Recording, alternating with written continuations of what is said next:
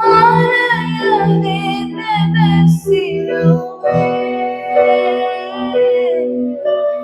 ಮನಸಾರೆ ವಂದಿಸುವೆ. ಹಗಲು ಇರಲು ನನ್ನ ನೆನೆಸಿ ಇದುವರೆಗೂ ನಡೆಸಿರುವೆ. ಹಗಲು ಇರಲು ನನ್ನ ನೆನೆಸಿ ಇದುವರೆಗೂ ನಡೆಸಿರುವೆ. ಸ್ತೋತ್ರ ಸ್ತೋತ್ರ ಕೋಟಿ ಕೋಟಿ ಸ್ತೋತ್ರ.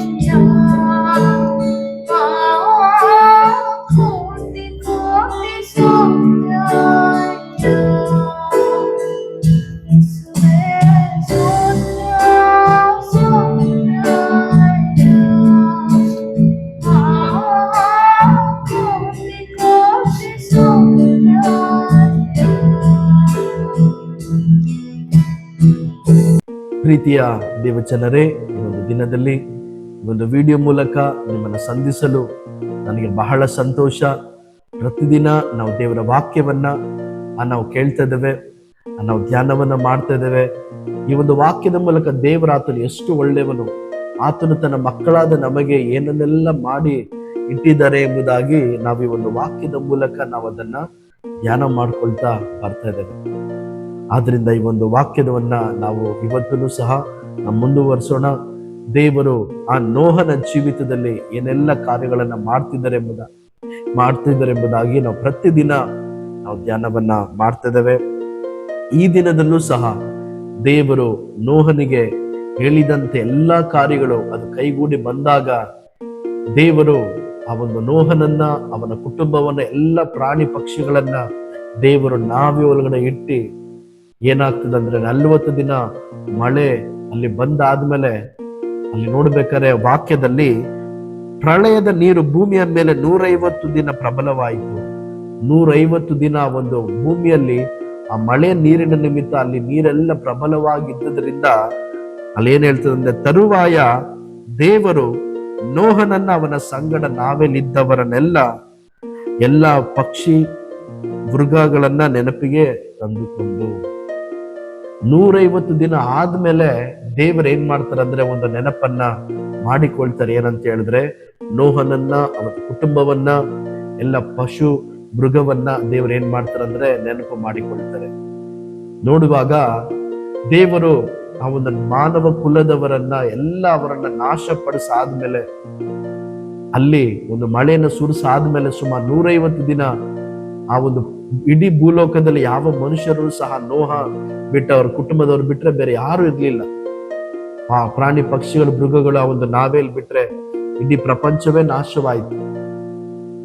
ಅಲ್ಲಿ ಆ ಒಂದು ಸಮಯದಲ್ಲಿ ದೇವರು 150 ದಿನ ಆದ್ಮೇಲೆ ದೇವರು ಏನ್ ಮಾಡ್ತಾರೆ ಅಂತ ಹೇಳಿದ್ರೆ, ನೋಹನನ್ನ ಅವರು ನೆನಪು ಮಾಡಿಕೊಳ್ತಾರೆ. ನೆನಪು ಮಾಡಿಕೊಂಡಾದ್ಮೇಲೆ ಮುಂದೆ ನಾವು ನೋಡುವಾಗ ಅಲ್ಲಿ ದೇವರು ಅವನಿಗೋಸ್ಕರ ಒಂದು ಕಾರ್ಯವನ್ನ ಮಾಡ್ತಾರೆ. ಇವತ್ತು ದೇವರು ನಮ್ಮನ್ನ ನೆನಪು ಮಾಡಿಕೊಳ್ಳುವಂತ ದೇವರಾಗಿದ್ದಾರೆ. ಇವತ್ತು ನೀವು ಯಾವ್ಯಾವ ಪರಿಸ್ಥಿತಿಲಿರಬಹುದು, ಯಾವ್ಯಾವ ಸನ್ನಿವೇಶದಲ್ಲಿರಬಹುದು, ಒಂದು ವೇಳೆ ನಿಮ್ಮ ಸ್ವಂತ ಕುಟುಂಬದವರು, ಬಂಧು ಬಳಗದವರು, ಸ್ನೇಹಿತರು, ಅಕ್ಕಪಕ್ಕದವರಿಂದ, ಕೆಲಸದವರಿಂದ ನೀವೇನ್ ಮಾಡಿರ್ಬೋದು ಅಂತ ಹೇಳಿದ್ರೆ ಮರೆಯಲ್ಪಟ್ಟಂತ ಒಂದು ಅನುಭವದಲ್ಲಿರಬಹುದು, ಕೈ ಬಿಡಲ್ಪಟ್ಟಂತ ಅನುಭವದಲ್ಲಿರಬಹುದು. ಈ ಲೋಕದಲ್ಲಿ ನಿಮ್ಮನ್ನ ಯಾರೇ ಕೈ ಬಿಟ್ಟರು, ಯಾರೇ ನಿಮ್ಮನ್ನ ಮರೆತರು, ಯಾರೇ ನಿಮ್ಮನ್ನ ತಳ್ಳಿದರು, ಆತನು ನಿಮ್ಮನ್ನ ಎಂದಿಗೂ ಮರೆಯುವಂತ ದೇವರಲ್ಲ. ಆತನು ನಿಮ್ಮನ್ನ ಕೈ ಬಿಡುವಂತ ದೇವರಲ್ಲ, ನಿಮ್ಮನ್ನ ತೊರೆಯುವಂತ ದೇವರಲ್ಲ.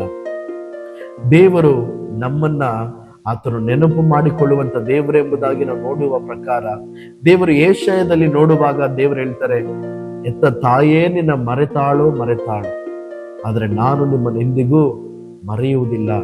ಇಗೋ ನನ್ನ ಅಂಗೈಯಲ್ಲಿ ನಾನು ನಿಮ್ಮನ್ನು ಚಿತ್ರಿಸಿಕೊಂಡಿದ್ದೇನೆ, ನಿಮ್ಮ ಪೌಳ್ಯ ಗೋಡೆಗಳು ಸದಾ ನನ್ನ ಕಣ್ಣೆದುರಿನಲ್ಲಿ ಇದೆ ಎಂಬುದಾಗಿ ದೇವರು ಅನೇಕ ವಾಕ್ಯಗಳ ಮೂಲಕ ದೇವರು ತನ್ನ ಜನರನ್ನ, ಆತನ ಪ್ರೀತಿ ಎಷ್ಟು, ಆತನು ಅವರಿಗೋಸ್ಕರ ಎಷ್ಟೆಲ್ಲ ಚಿಂತಿಸ್ತಾರೆ, ಎಷ್ಟೆಲ್ಲ ಆತನ ಪ್ರೀತಿಯನ್ನ ತನ್ನ ವಾಕ್ಯದ ಮೂಲಕ ಅವರು ವ್ಯಕ್ತಪಡಿಸ್ತಾರೆ. ಇವತ್ತೂ ಸಹ ಈ ಒಂದು ವಾಕ್ಯದ ಮೂಲಕ ನಿಮಗೆ ದೇವರು ಈ ಒಂದು ವಾಕ್ಯ ನಿಮಗೆ ಹೇಳುವುದೇನಂತ ಹೇಳಿದ್ರೆ, ಮಗನೇ ಮಗಳೇ, ನಾನು ನಿನ್ನನ್ನು ಮರೆಯುವುದಿಲ್ಲ.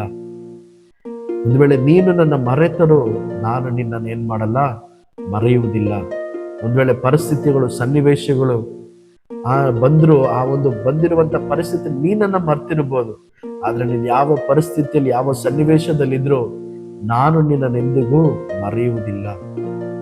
ಆದ್ರಿಂದಲೇ ಕೀರ್ತನೆಗಾರನು 136ನೇ ಅಧ್ಯಾಯದಲ್ಲಿ ಅವನು ಏನ್ ಹೇಳ್ತಾನಂದ್ರೆ, ನಾವು ದೀನಾವಸ್ಥೆಯಲ್ಲಿದ್ದಂತ ನಮ್ಮನ್ನ ದೇವರು ನೆನಪು ಮಾಡಿಕೊಂಡನು. ನಾವು ದೀನಾವಸ್ಥೆಯಲ್ಲಿದ್ದಂತ ದೇವರು ನಮ್ಮನ್ನ ನೆನಪು ಮಾಡಿಕೊಂಡು ನಮಗೋಸ್ಕರ ಆತನು ಇಳಿದು ಬಂದು, ನಮಗೋಸ್ಕರ ಆತನು ತನ್ನ ಕರವನ್ನ ಚಾಚಿ ಆ ಒಂದು ದೀನಾವಸ್ಥೆಯಲ್ಲಿದ್ದಂತ ನಮ್ಮನ್ನ ದೇವರು ಎತ್ತಿ ನಿಲ್ಲಿಸಿ ನಮಗಾಗಿ ಆತನು ಎಲ್ಲವನ್ನ ಮಾಡಿ ಮುಗಿಸಿರುವಂತ ದೇವರು, ನಮಗೋಸ್ಕರ ಎಲ್ಲವನ್ನ ದೇವರು ಮಾಡಲು ಆತನು ಶಕ್ತನಾಗಿದ್ದಾನೆ. ಈ ಲೋಕದಲ್ಲಿ ನೀವು ಹೇಳ್ಬೇಡ್ರಿ, ನನ್ನನ್ನ ಯಾರು ನನ್ನನ್ನ ನೆನೆಸ್ಕೊಳ್ಳೋದಿಲ್ವಲ್ಲ, ಎಲ್ಲರೂ ನನ್ನನ್ನ ಮರ್ತು ಬಿಟ್ರಲ್ಲ, ಯಾರು ತಾನೇ ನನಗೋಸ್ಕರ ಇದ್ದಾರೆ ಎಂಬುದಾಗಿ ನೀವು ಚಿಂತೆ ಮಾಡಬೇಡ್ರಿ. ಯೇಸು ಸ್ವಾಮಿ ನಿಮಗೋಸ್ಕರ ಇದ್ದಾನೆ.